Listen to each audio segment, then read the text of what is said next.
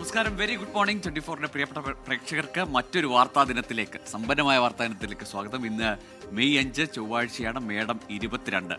ആകാംക്ഷയുടെ മുൾമുനയിൽ നിന്ന് ശേഷം ഇന്നലെ വലിയ തെരഞ്ഞെടുപ്പ് ഫലം, അതിന്റെ ആഘോഷം, UDF ക്യാമ്പിന്റെ വലിയ വിജയം, LDFന്റെ ചരിത്രപരമായ തോൽവി, ഇതൊക്കെ കഴിഞ്ഞു. പക്ഷേ ആകാംക്ഷ ഇനിയും തീരുന്നില്ല.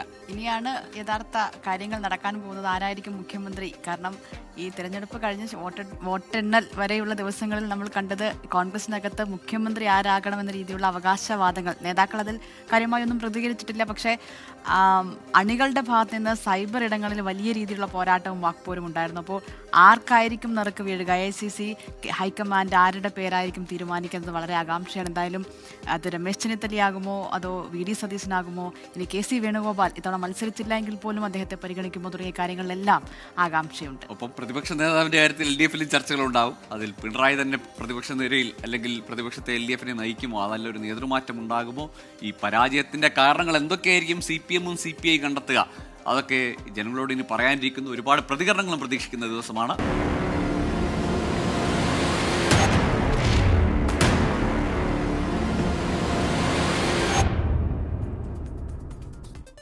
അപ്പോൾ സർക്കാർ രൂപീകരണ ചർച്ചകളിലേക്കും തിരഞ്ഞെടുപ്പ് ഫലത്തിന്റെ തുടർ ചലനങ്ങളിലേക്കും തന്നെയാണ് നമ്മൾ ആദ്യം പോകുന്നത്. സംസ്ഥാനത്ത് വൻ വിജയം നേടിയ UDF സർക്കാർ രൂപീകരണ ചർച്ചകളിലേക്ക് കടക്കുകയാണ്. KC വേണുഗോപാൽ, VD സതീശൻ, രമേശ് ചെന്നിത്തല എന്നിവരെ മുഖ്യമന്ത്രി സ്ഥാനത്തേക്ക് പരിഗണിക്കുന്നുണ്ട്.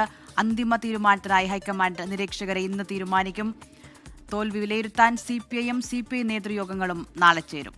പിണറായി വിജയൻ പ്രതിപക്ഷ നേതാവാകുമോ? പുതിയ നേതൃത്വം എത്തുമോ എന്നതാണ് ആകാംക്ഷ. 3 അക്കൗണ്ട് തുറന്ന BJP സംസ്ഥാനത്ത് ഇന്ന് ആഹ്ലാദ പ്രകടനം നടത്തും.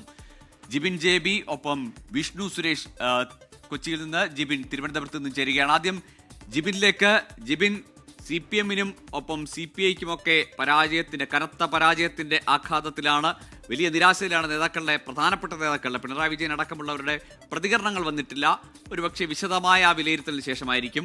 മറുവശത്ത് UDF ക്യാമ്പ് വലിയ ആഹ്ലാദത്തിലാണ്. ആവേശത്തിനൊപ്പം തന്നെ ഇനി അവർക്ക് മുന്നിൽ ചില ചോദ്യങ്ങളുണ്ട്. മുഖ്യമന്ത്രി ആരാകുമെന്ന കാര്യത്തിൽ ഒരുപാട് നേതാക്കളുടെ ബാഹുല്യമുള്ള പാർട്ടിയാണ് കോൺഗ്രസ് എന്ന് അഭിമാനപൂർവ്വം കോൺഗ്രസ് നേതൃത്വവും അല്ലെങ്കിൽ UDFകാരും ഒക്കെ പറയുമെങ്കിലും മുഖ്യമന്ത്രിയുടെ കാര്യത്തിൽ ഒരു തർക്കം വന്നാൽ തുടക്കത്തിലെ കല്ലുകടി എന്ന പ്രതീതി വരും. അത് ഒഴിവാക്കാനുള്ള നീക്കം ഹൈക്കമാൻഡ് ഭാഗത്തുനിന്നും ഉണ്ടാകുന്നു.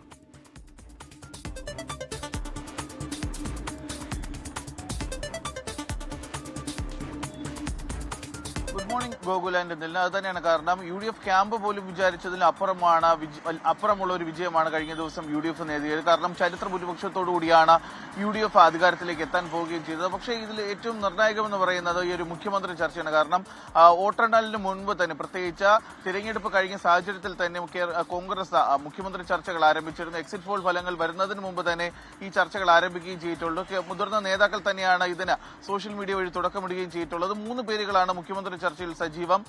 Ramesh Chennithala, VD Satheesan, KC Venugopal. ഇതിൽ ആരാകും മുഖ്യമന്ത്രി എന്നുള്ളതാണ് ഇപ്പോൾ എടുത്തു നിൽക്കുന്നത്. പ്രത്യേകിച്ച് VD സതീശന്റെ പേരാണ് ഉയർന്നു കേൾക്കുന്നത്. കാരണം VD സതീശനാണ് ഈ ഒരു തിരഞ്ഞെടുപ്പിന് നേതൃത്വം നൽകിയത്. പ്രതിപക്ഷ നേതാവ് എന്നുള്ളതിൽ VD സതീശനാണ് തിരഞ്ഞെടുപ്പിന് നേതൃത്വം നൽകിയെന്നാണ് പറയുന്നത്. പക്ഷേ അണികളിൽ കൂടുതൽ പേരും രമേശ് ചെന്നിത്തലയായി നിൽക്കുന്നു. അതുപോലെ തന്നെ KC വേണുഗോപാലിനെ കഴിഞ്ഞ ദിവസവും KPCC ആസ്ഥാനത്തിന് മുന്നിൽ KC വേണുഗോപാലിനെ ഫ്ലെക്സ് ബോർഡുകൾ ഉയർത്തുന്നു. സംസ്ഥാനത്തിന്റെ വിവിധ ഭാഗങ്ങളിൽ ഈ 3 നേതാക്കളുടെ പേരുകൾ പറയുകൊണ്ട് ഫ്ലെക്സ് ബോർഡുകൾ ഉയരുകയൊക്കെ ചെയ്തിട്ടുണ്ട്. ഇതിന്റെ അടിസ്ഥാനത്തിലാണ് നിരീക്ഷകരെ നിയമിക്കാനായി ഹൈക്കമാൻഡ് നിർദ്ദേശം നൽകിയിരിക്കുന്നത്. അടുത്ത ദിവസം തന്നെ ആരാണ് നിരീക്ഷകർ എന്നുള്ള കാര്യം വ്യക്തമാവുകയും ചെയ്യും. അതിനുശേഷമായിരിക്കും ഈ മുഖ്യമന്ത്രി ചർച്ചകൾ. ഇതിൽ ഏറ്റവും എടുത്തു പറയേണ്ടത് ഘടകകക്ഷികളുടെ നിലപാടാണ്. ഘടകകക്ഷികളുമായും ഹൈക്കമാൻഡ് ചർച്ച നടത്തും. കാരണം പ്രത്യേകിച്ച് എടുത്തു പറയേണ്ട കാര്യം, കഴിഞ്ഞ ദിവസങ്ങളിൽ മുസ്ലിം ലീഗൊക്കെ തന്നെ മുസ്ലിം ലീഗിന്റെ പല നേതാക്കളും അവരുടെ മനസ്സിലുള്ള ആരുടെയൊക്കെ പേരാണ് എന്നുള്ള കാര്യം തുറന്ന് പറയുകയും ചെയ്തിട്ടുണ്ട്. CMPയും അതുപോലെ തന്നെയാണ്. അങ്ങനെ ഇനി കോൺഗ്രസിന്റെ ഈ ചരിത്ര വിജയത്തിന് ശേഷം അവർ പ്രധാനമായും ചർച്ച ചെയ്തത് മുഖ്യമന്ത്രിയാണ്. എന്തായാലും അടുത്ത ദിവസങ്ങളിൽ തന്നെ ഇക്കാര്യത്തിൽ ഒരു തീരുമാനം ഉണ്ടാകുമെന്നാണ് നമുക്ക് മനസ്സിലാക്കാൻ സാധിക്കുന്നത്. കേരളത്തിലെ മുതിർന്ന നേതാക്കൾ ഡൽഹിയിലേക്ക് പോകാനുള്ള ഒരു സാധ്യത കൂടിയുണ്ട്.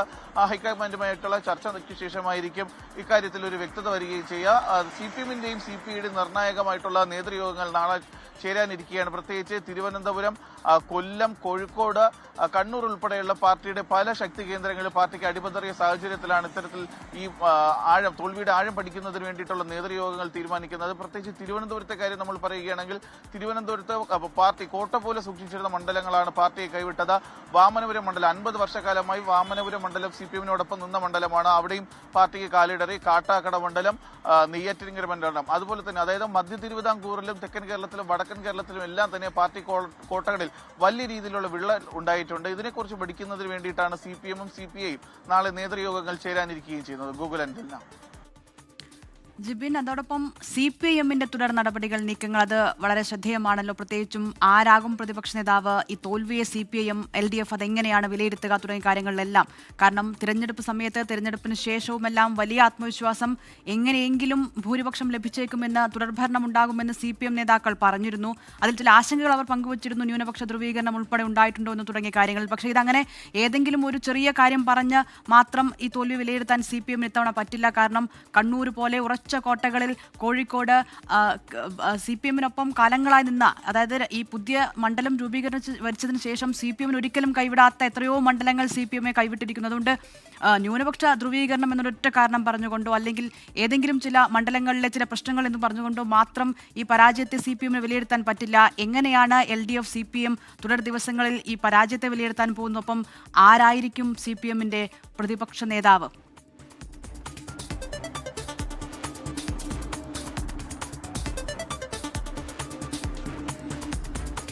അതിനെ തിരഞ്ഞെടുപ്പ് കഴിഞ്ഞ സമയം മുതൽ തന്നെ ഏറ്റവും അധികം ആത്മവിശ്വാസം പ്രകടിപ്പിച്ചിരുന്നത് മുഖ്യമന്ത്രി തന്നെയാണ്. മൂന്നാമതും മുഖ്യമന്ത്രിയുടെ നേതൃത്വത്തിൽ തന്നെ, പിണറായി വിജയന്റെ നേതൃത്വത്തിലുള്ള ഒരു സർക്കാർ തന്നെ അധികാരത്തിൽ എത്തുമെന്ന് തന്നെയാണ് പാർട്ടി കേന്ദ്രങ്ങൾ വിശ്വസിക്കുകയും ചെയ്തത്. പക്ഷേ ഈ എക്സിറ്റ് പോൾ ഫലങ്ങൾ വന്നതിന് പിന്നാലെയും മുഖ്യമന്ത്രി ആത്മവിശ്വാസം പ്രകടിപ്പിച്ചിരുന്നു. എന്നിരുന്നാൽ പോലും ചില CPM നേതാക്കളൊക്കെ തന്നെ ചെറിയ രീതിയിലൊരു ഭൂരിപക്ഷത്തിൽ അല്ലെങ്കിൽ ചെറിയ രീതിയിലൊരു സീറ്റുകളിൽ ഇടിവുണ്ടായാൽ പോലും ചെറിയ മാർജിനിൽ ഒരു വിജയം നേടി അധികാരത്തിലെത്തുമെന്നാണ് അവർ വിശ്വസിക്കുകയും ചെയ്തിട്ടുള്ളത്. ഇതിന്റെ ഭാഗമായിട്ടാണ് എത്തിക്കഴിഞ്ഞാൽ അതിനുശേഷമുള്ള കാര്യങ്ങളൊക്കെ CPM ചർച്ച ചെയ്യുകയും ചെയ്തിട്ടുള്ളൂ. പ്രത്യേകിച്ച് LDF കേന്ദ്രങ്ങളിൽ തന്നെ ആ ചർച്ചകൾ സജീവമാകുകയും ചെയ്തിരുന്നു. പക്ഷേ അപ്രതീക്ഷിതമായാണ് ഇത്രയും വലിയൊരു തോൽവി LDF ക്യാമ്പിൽ എത്തുകയും ചെയ്തത്. ഇതിന് പിന്നാലെയാണ് കഴിഞ്ഞ ദിവസം തന്നെ മുഖ്യമന്ത്രി ഈ വലിയ രീതിയിലുള്ള ഒരു പരാജയത്തിന് പിന്നാലെ മുഖ്യമന്ത്രി ഗവർണർക്ക് ദൂതൻ വഴി രാജിക്കത്ത് നൽകുകയും ചെയ്തിട്ടുണ്ട്. മുഖ്യമന്ത്രി സ്ഥാനം രാജിവെക്കുകയും ചെയ്തു. പക്ഷേ ഗവർണർ ഈ കത്ത് കൈപ്പറ്റിയെങ്കിൽ പോലും കാവൽ മുഖ്യമന്ത്രിയായി തെരഞ്ഞെടുപ്പ് അടുത്തൊരു മുഖ്യമന്ത്രി വരുന്നതുവരെ കാവൽ മുഖ്യമന്ത്രിയെ തുടരാൻ മുഖ്യമന്ത്രി പിണറായി വിജയന് നിർദ്ദേശം നൽകുകയും ചെയ്തിട്ടുണ്ട്. പക്ഷേ ഇപ്പോൾ ഏറ്റവും അധികം ചർച്ചയാകുന്നത് ആരാകും പ്രതിപക്ഷ നേതാവ് എന്നുള്ളതാണ്. കാരണം മുഖ്യമന്ത്രി പിണറായി വിജയൻ, റിയാസ് അങ്ങനെ വളരെ ചുരുക്കം പേർ മാത്രമാണ് വിജയിച്ച് കയറിയിട്ടുള്ളത്. ഏറ്റവും അധികം മന്ത്രിമാർ, നിലവിലുണ്ടായിരുന്ന മന്ത്രിമാരിൽ പലരും, ഒരു ഡസനോളം മന്ത്രിമാർ തന്നെ തോൽവി ഏറ്റുവാങ്ങുകയും ചെയ്തിട്ടുണ്ട്. അതിൽ മുതിർന്ന CPM നേതാക്കൾ ഉൾപ്പെടെയുള്ളവർ തോൽവി ഏറ്റുവാങ്ങുകയും ചെയ്തിട്ടുള്ളത്. അതുകൊണ്ട് തന്നെയാണ് ആരാകും പ്രതിപക്ഷ നേതാവ് എന്നുള്ള കാര്യം വലിയ രീതിയിൽ ചർച്ചയാകുകയും ചെയ്തിട്ടുള്ളത്. മുഖ്യമന്ത്രി പിണറായി വിജയൻ തന്നെ പ്രതിപക്ഷ നേതാവാകുമോ എന്നുള്ളൊരു ചോദ്യം ഉയരുന്നുണ്ട്. അദ്ദേഹം അതിന് സന്നദ്ധത അറിയിച്ചിട്ടില്ല എന്നുണ്ടെങ്കിൽ പിന്നെ ആരാണ് എന്നുള്ളൊരു ചോദ്യം കൂടി സജീവമാകുകയും ചെയ്തിട്ടുള്ളൂ. എന്തായാലും നാളെ ചേരുന്ന CPM-ന്റെയും CPI-യുടെയും ഒക്കെ നേതൃയോഗങ്ങളിൽ ഇക്കാര്യം ചർച്ചയാകും. തോൽവി പഠനത്തോടൊപ്പം തന്നെ ഈ പ്രതിപക്ഷ നേതാവ് ആരാണെന്നുള്ള കാര്യം കൂടി ഈ യോഗങ്ങളിൽ ചർച്ചയാകുകയും ചെയ്യുന്നുണ്ട്. ഇതില്ല. ശരി, ജിബിൻ JB ആണ് വിവരങ്ങൾ നൽകിയത്. കോൺഗ്രസ് ക്യാമ്പിലെയും ഒപ്പം UDF-ന്റെയും LDF-ന്റെയും ചർച്ചകളെ സംബന്ധിച്ചാണ് ജിബിൻ വിവരങ്ങൾ നൽകിയത്. ചരിത്ര തോൽവി എന്ന് പറയുമ്പോൾ ഈ പതിറ്റാണ്ടുകളായി കൈയടക്കി വെച്ചിരുന്ന മണ്ഡലങ്ങൾ ഇനി ആ പേരിലില്ല, അല്ലെങ്കിൽ ഇടതുപക്ഷത്തിനൊപ്പമായിരുന്നു. ആ ഒരു ട്രാക്ക് റെക്കോർഡ് തന്നെ അട്ടിമറിച്ച റിസൾട്ടാണ് വന്നത്. അതുകൊണ്ട് തന്നെയാണ് ഇതൊരു ചരിത്ര വിജയം അല്ലെങ്കിൽ ചരിത്ര റിസൾട്ടാണ്. ഒരു വലിയ ടേണിംഗ് പോയിന്റായി ഈ 2026 നിയമസഭാ തെരഞ്ഞെടുപ്പ് ഫലം മാറുകയാണ്. LDF-നും അങ്ങനെ ഒരു കോട്ടയും ആർക്കും സ്വന്തമായില്ല എന്ന് ജനങ്ങൾ വിധി എഴുതിയ ഒരു തെരഞ്ഞെടുപ്പ് കൂടിയാണ് കടന്നുപോയത്. ഒപ്പം BJP 1 നിന്ന് 3 സീറ്റിലേക്ക് എത്തുകയാണ്. അതും പ്രധാനപ്പെട്ട 2 നേതാക്കൾ. ഒന്ന് കഴിഞ്ഞ തവണ പൂട്ടിച്ച് 0 ആക്കിയതാണ്, അവിടെ നിന്നാണ് ഇപ്പോൾ 3ലേക്ക് എത്തിയിരിക്കുന്നത്. അതെ, അതും മുൻ സംസ്ഥാന പ്രസിഡന്റ് 2 പേരും കേന്ദ്രമന്ത്രിമാരായിരുന്നു. ഒപ്പം ചാത്തന്നൂരിൽ നിന്ന് BB ഗോപകുമാറും എത്തുകയാണ്. അങ്ങനെ 3 പേരെത്തുമ്പോഴും വോട്ട് വിഹിതത്തിൽ കാര്യമായ വർധന BJPക്ക് ഉണ്ടാക്കാനായിട്ടില്ല എന്നതുകൂടി ശ്രദ്ധേയമാണ്. വിഷ്ണു സുരേഷ് ചേരുന്നുണ്ട് വിവരങ്ങളുമായി. വിഷ്ണു, ഇന്ന് സംസ്ഥാനത്ത് വിജയാഹ്ലാദ പ്രകടനമാണ് BJPക്ക്. സ്വാഭാവികമായും ഈ വോട്ട് വീതത്തിലെ കുറവൊക്കെ ഉണ്ടെങ്കിൽ പോലും 3 MLA-മാരിലേക്ക് പൂട്ടിച്ച അക്കൗണ്ട് തുറക്കുകയും ചെയ്തു. 2 സീറ്റുകൾ കൂടുതലായി നേടുകയും ചെയ്തു. അങ്ങനെ 3 MLA-മാരുമായി, അതായത് പ്രധാനപ്പെട്ട നേതാക്കളുമായാണ് സഭയിലേക്ക് എത്തുന്നത്. പക്ഷേ 2020 കൂട്ടുകെട്ട് BDS-ന് കാര്യമായ ചലനമുണ്ടാക്കാനായില്ല. അങ്ങനെ തുടർ ചർച്ചകളൊക്കെ ഉണ്ടാകും BJPയുടെ കാര്യത്തിലും NDA-യിലും.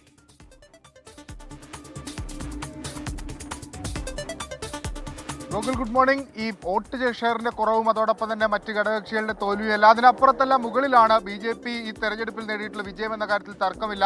രാജീവ് ചന്ദ്രശേഖറിന് അഭിമാനിക്കാവുന്ന നിമിഷം തന്നെയാണിത്. കാരണം അദ്ദേഹം നേതൃനിരയിലേക്ക് എത്തുന്ന ഘട്ടത്തിൽ വലിയ വിമർശനങ്ങൾ പാർട്ടിക്കകത്ത് തന്നെ ഉയർന്നിരുന്നു. പ്രത്യേകിച്ച് പല മുതിർന്ന നേതാക്കളെയും പരിഗണിക്കുന്നില്ല. അദ്ദേഹത്തിന്റെ കുറച്ച് ആളുകളെ മാത്രം വെച്ചുകൊണ്ട് ഈ പാർട്ടി മുന്നോട്ട് കൊണ്ടുപോകുന്നു, ഒരു കോർപ്പറേറ്റ് ലെവലിലേക്ക് പാർട്ടി മാറുന്നു തുടങ്ങിയ ആക്ഷേപങ്ങളൊക്കെ അദ്ദേഹം കേട്ടിരുന്നു. അതിനെല്ലാമുള്ള മറുപടിയാണ് ഈ 3 സീറ്റ് എന്ന കാര്യത്തിൽ ഒരു തർക്കവുമില്ല. ആദ്യഘട്ടത്തിൽ 12 സീറ്റുകൾ വരെ BJP നേടാം എന്ന വിലയിരുത്തൽ, അല്ലെങ്കിൽ NDA നേടാം എന്ന വിലയിരുത്തൽ NDAക്ക് ഉണ്ടായിരുന്നു. പക്ഷേ പിന്നീട് അത് നേമത്തേക്ക് മാത്രമായി ചുരുങ്ങിപ്പോകുന്നത് നമ്മൾ കണ്ടതാണ്. കാര്യമായ ഒരു പോരാട്ടം നേമത്തും പാലക്കാടുമൊക്കെയായി മാത്രം ചുരുങ്ങിയിരുന്നു. പിന്നീട് ഏറ്റവും അവസാന ലാപ്പിലേക്ക് എത്തുമ്പോൾ അത് നേമം മാത്രം, ഇന്നത്തെ തെരഞ്ഞെടുപ്പ് നടക്കുന്ന ഘട്ടം അല്ലെങ്കിൽ വോട്ടെണ്ണൽ നടക്കുന്ന ഘട്ടത്തിൽ പോലും നേമത്ത് മാത്രമാണ് ഒരു കൺസിസ്റ്റൻസി പല ഘട്ടങ്ങളിലും നടത്താൻ BJPക്ക്. അത് ഏറ്റവും അവസാന റൗണ്ടിലേക്കൊക്കെ എത്തുമ്പോഴാണ് ചാത്തന്നൂരും അതോടൊപ്പം തന്നെ ഈ വട്ടിയൂർക്കാവും ഒക്കെ കഴക്കൂട്ടവും ഒക്കെ കയറി വരുന്നത്.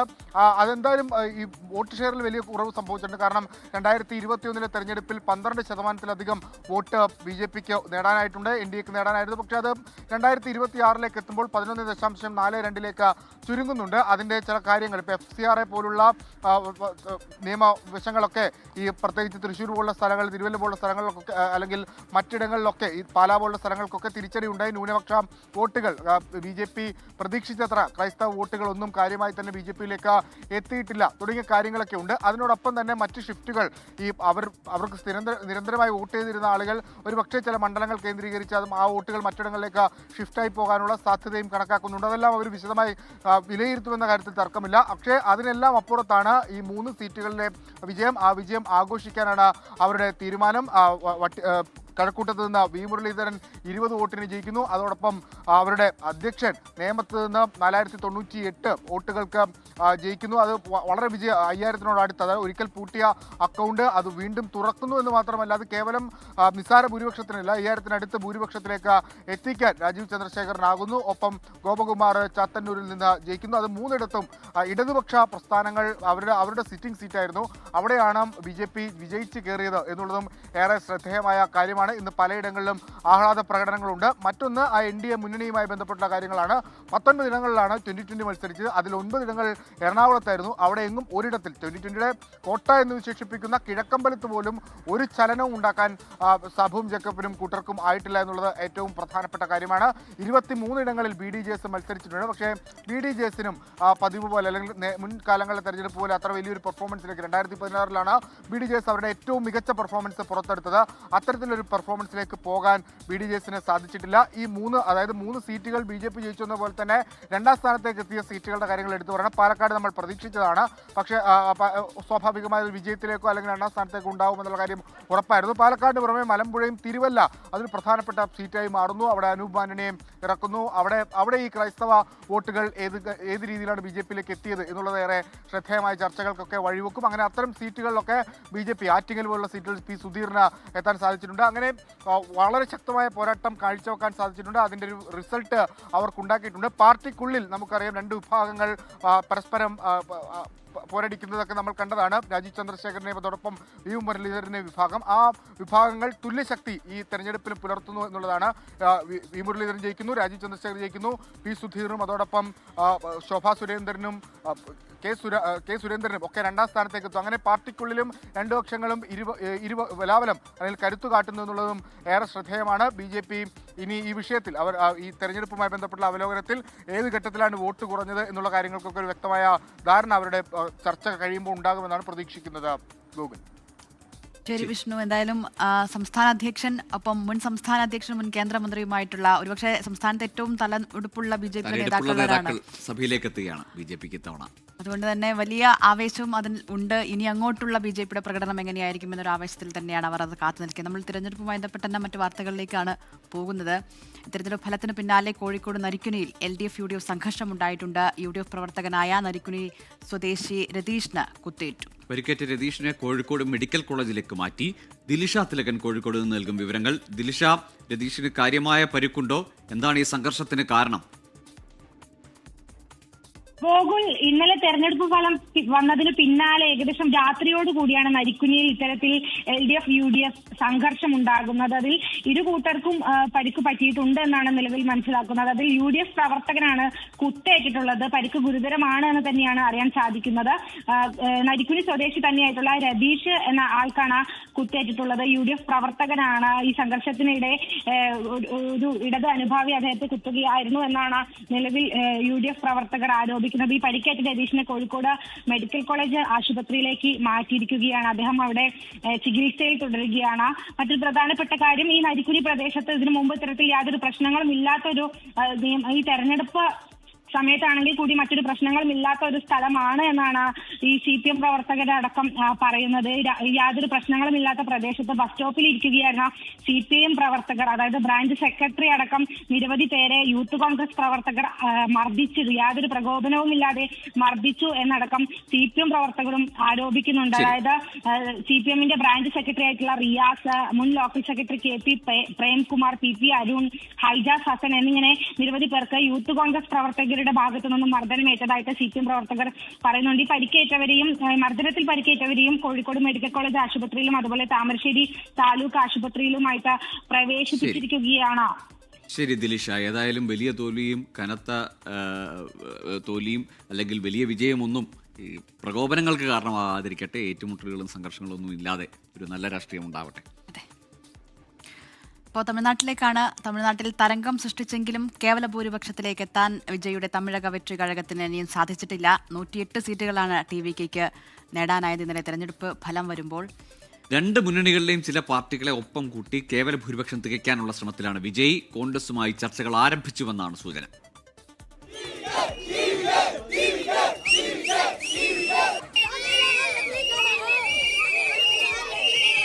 118 സീറ്റുകളെന്ന മാജിക് നമ്പറിലേക്ക് എത്താൻ വിജയുടെ തമിഴക വെற்றிക്കഴകത്തിന് സാധിച്ചില്ല. ആരെയെങ്കിലും കൂടെ കൂട്ടി വേണം മുഖ്യമന്ത്രി കസേരയിലേക്ക് വിജയ്ക്ക് നടന്നു കയറാൻ.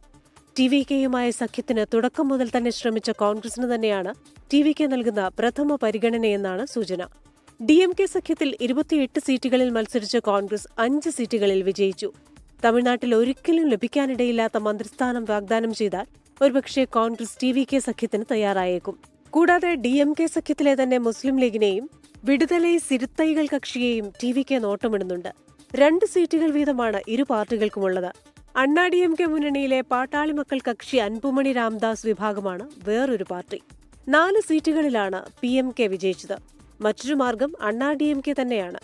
അണ്ണാ DMK ഒറ്റയ്ക്ക് നേടിയത് 47 സീറ്റുകൾ. ADMKയ്ക്ക് കൈകൊടുത്താൽ ഭരണത്തിലെത്താനും സുസ്ഥിര ഭരണം മുന്നോട്ട് കൊണ്ടുപോകാനും വിജയ്ക്ക് സാധിക്കും. എന്നാൽ മുഖ്യമന്ത്രി സ്ഥാനത്തിനുൾപ്പെടെ ADMK അവകാശവാദം ഉന്നയിച്ചേക്കും. അതിൽ വിട്ടുവീഴ്ചയ്ക്ക് വിജയ് തയ്യാറാകുമോ എന്നതും ചോദ്യമാണ്. നേരത്തെ ADMK മുന്നണിയിലേക്ക് വിജയ്ക്ക് ക്ഷണമുണ്ടായിരുന്നു. 90 സീറ്റുകളും മുഖ്യമന്ത്രി പദവുമായിരുന്നു വിജയ് ആവശ്യപ്പെട്ടത്. 40 സീറ്റുകളും ഉപമുഖ്യമന്ത്രി പദവും ADMK വാഗ്ദാനം ചെയ്തു. അതിന് വഴങ്ങാതെയാണ് വിജയ് ഒറ്റയ്ക്ക് മത്സരിക്കാനിറങ്ങിയത്. 24 ചെന്നൈ. ഇനി പശ്ചിമബംഗാളിലേക്കാണ്. ബംഗാളിൽ ചരിത്രത്തിലാദ്യമായി അധികാരം പിടിച്ച BJP സർക്കാർ രൂപീകരണത്തിലേക്ക് അതിവേഗം കടക്കും. ആരാകും മുഖ്യമന്ത്രി എന്ന ചോദ്യത്തിന് പല പേരുകളാണ് സാധ്യതാ ലിസ്റ്റിൽ. വനിതാ മുഖ്യമന്ത്രിയെ BJP പരിഗണിച്ചേക്കും എന്ന സൂചനയുമുണ്ട്. തനി ബംഗാളിയാകും മുഖ്യമന്ത്രിയെന്ന് അമിത്ഷാ പ്രചാരണകാലം പലവട്ടം പറഞ്ഞു. മുഖ്യമന്ത്രി മാംസാഹാരിയാകുമെന്ന് കേന്ദ്രമന്ത്രി സുഗന്ധ മജുംദാറും പറഞ്ഞിരുന്നു. BJP പുറത്തുനിന്നുള്ള പാർട്ടിയാണെന്നും മാംസവും മത്സ്യവുമെല്ലാം നിരോധിക്കുമെന്നുള്ള തൃണമൂൽ പ്രചാരണത്തെ തടയാനായിരുന്നു അത്. എല്ലാം ഒത്തിണങ്ങിയ ഒന്നിലേറെ പേരുകളാണ് BJP ഇപ്പോൾ പരിഗണിക്കുന്നത്. മമതയെ ഭവാനിപ്പൂരിൽ തോൽപ്പിച്ച സുവേന്ദു അധികാരി പാർട്ടിയിലെ കരുത്തനാണ്. 2021 നന്ദിഗ്രാമിലും മമതയെ തോൽപ്പിച്ചു. പക്ഷേ അഴിമതിയുടെ കറയാണ് പ്രധാന തടസ്സം. നാരദ ഒളിക്യാമറ ഓപ്പറേഷനിലൂടെ സുവേന്ദു കൈക്കൂലി വാങ്ങുന്നത് ലോകം കണ്ടതാണ്. പാർട്ടി അധ്യക്ഷൻ എന്ന നിലയ്ക്ക് സാമിക് ഭട്ടാചാര്യയും പരിഗണിക്കപ്പെടും. വനിതാ സംവരണ ബില്ലടക്കം ചർച്ചയാവുന്ന കാലത്ത് വനിതാ മുഖ്യമന്ത്രിയെ തീരുമാനിച്ചാൽ അതിന് സാധ്യതയുള്ള ഒരാൾ രൂപ ഗാംഗുലിയാണ്. BR ചോപ്രയുടെ മഹാഭാരതത്തിൽ ദ്രൗപദിയുടെ വേഷം ചെയ്ത് പ്രശസ്തയാണ്. അഗ്നിമിത്ര പോൾ മറ്റൊരു പേര്. BJP സംസ്ഥാന വൈസ് പ്രസിഡന്റും മഹിളാ മോർച്ച മുൻ അധ്യക്ഷയുമായിരുന്നു. അസൻസോൾ സീറ്റ് ഇത്തവണ നിലനിർത്തി. മുൻ സംസ്ഥാന അധ്യക്ഷൻ ദിലീപ് ഘോഷും പട്ടികയിലുണ്ട്. BJPയെ മുഖ്യ പ്രതിപക്ഷമാക്കി മാറ്റിയ 2021 ജയത്തിന് നേതൃത്വം നൽകിയ ആളാണ്. ബംഗാളിൽ നല്ല സ്വാധീനമുള്ള നേതാവുമാണ് ദിലീപ് ഘോഷ്. കൊൽക്കത്തയിൽ നിന്നും ശ്രീനാഥ് ചന്ദ്രൻ, 24.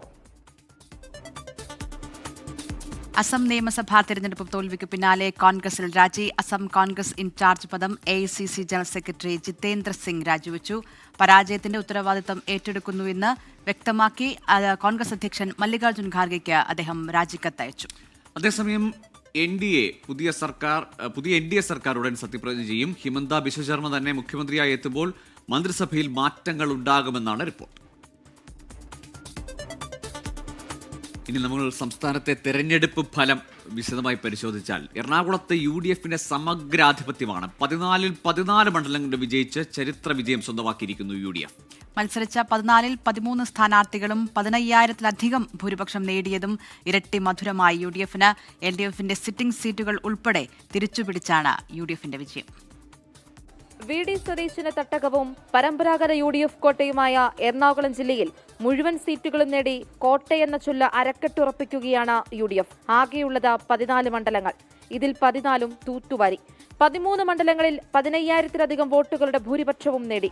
2021-ലെ നിയമസഭാ തിരഞ്ഞെടുപ്പിൽ സംസ്ഥാനത്താകെ LDF തരംഗം ആഞ്ഞടിച്ചപ്പോഴും UDFന് ജില്ലയിലെ 9 സീറ്റുകളിൽ വിജയിക്കാൻ അന്ന് കഴിഞ്ഞു. LDFന് 5 സീറ്റുകളും. ഇത്തവണ ഈ 5 സീറ്റുകൾ കൂടി UDF തിരിച്ചുപിടിച്ചു. സിറ്റിംഗ് സീറ്റുകൾ നിലനിർത്തി കൂടുതൽ സീറ്റുകൾ പിടിച്ചെടുക്കുമെന്നായിരുന്നു LDF പ്രതീക്ഷ.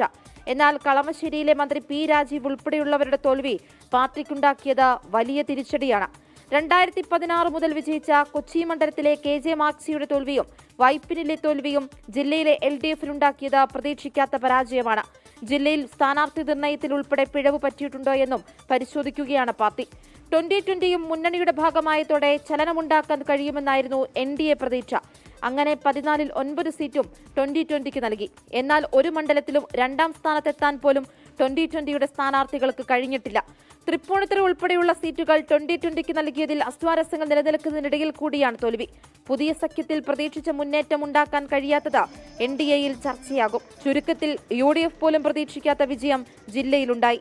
24 കൊച്ചി. കേരളം ഭരിക്കുന്നവരാരോ അവർക്കൊപ്പം എന്നതായിരുന്നു തിരുവനന്തപുരം ജില്ലയുടെ പതിവ്. ആ പതിവ് തലസ്ഥാന ജില്ല ഇത്തവണയും പാലിച്ചു.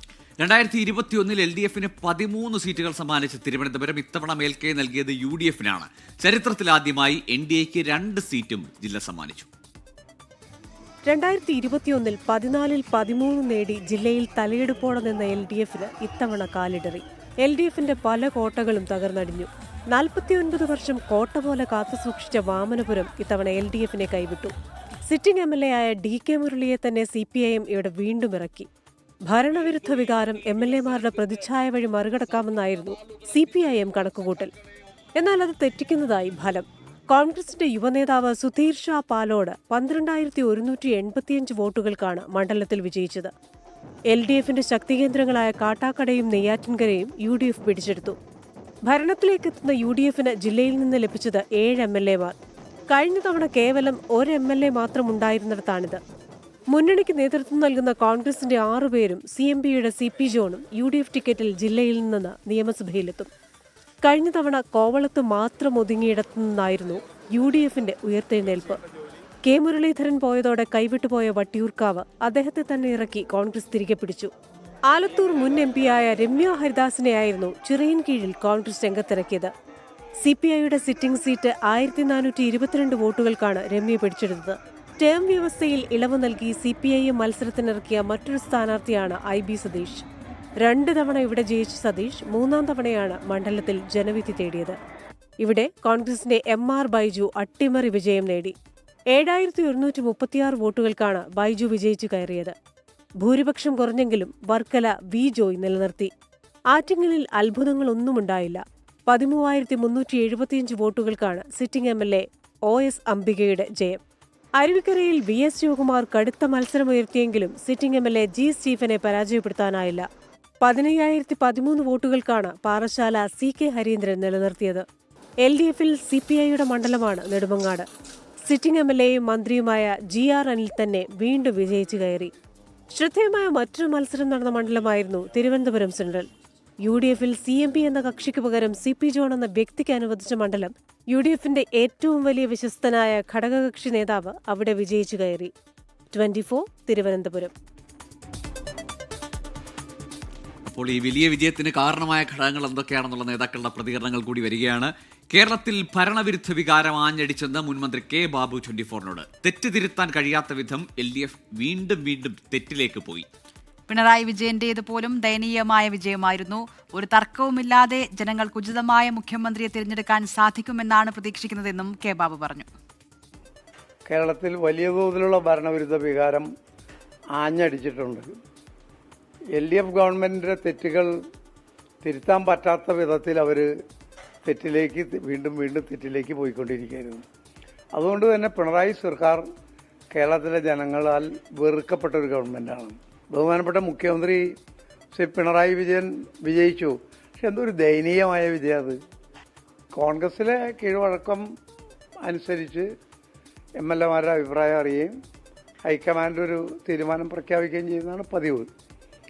ഈ കാര്യത്തിലും ഉചിതമായ തീരുമാനം ഹൈക്കമാൻഡ് സ്വീകരിക്കും എന്നാണ് ഞാൻ വിശ്വസിക്കുന്നത്. നില മെച്ചപ്പെടുത്താനായെങ്കിലും തൃശൂർ ജില്ലയിൽ ഈ തിരഞ്ഞെടുപ്പിലും ആധിപത്യം നേടാനാകാത്തത് UDF-നും പ്രത്യേകിച്ച് തൃശൂർ കോൺഗ്രസിനും കനത്ത പ്രഹരമാണ്.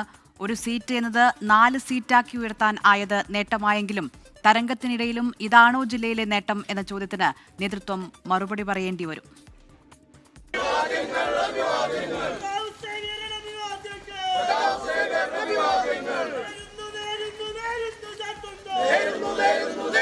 വടക്കാഞ്ചേരിയിൽ അട്ടിമറി വിജയം. ഗുരുവായൂരും മണലൂരും പിടിച്ചെടുക്കും. കൊടുങ്ങല്ലൂർ ഉറപ്പായും വിജയിക്കും. UDF തെരഞ്ഞെടുപ്പ് പ്രചാരണത്തിനിടയിൽ കണക്കുകൂട്ടിയതും പുറത്തു പറഞ്ഞതും ഇതൊക്കെയായിരുന്നു. പക്ഷേ വടക്കാഞ്ചേരിയിൽ ഒന്നും സംഭവിച്ചില്ല. UDF-ന്റെ സുനാമിക്കിടെ ഭൂരിപക്ഷം ചെറുതായി ഒന്ന് കുറഞ്ഞു എന്നതല്ലാതെ വടക്കാഞ്ചേരി വീണ്ടും ചെങ്കൊടിയേന്തി. ഗുരുവായൂരാകട്ടെ അവസാന റൗണ്ട് എണ്ണുമ്പോഴേക്കും LDF പിടിച്ചെടുത്തു കഴിഞ്ഞു. തൃശൂരിൽ രാജൻ പല്ലൻ ജില്ലയിലെ തന്നെ മികച്ച ഭൂരിപക്ഷത്തിൽ ജയിച്ചത് നേതൃത്വത്തിന് വലിയ ആശ്വാസമാണ് നൽകുന്നത്.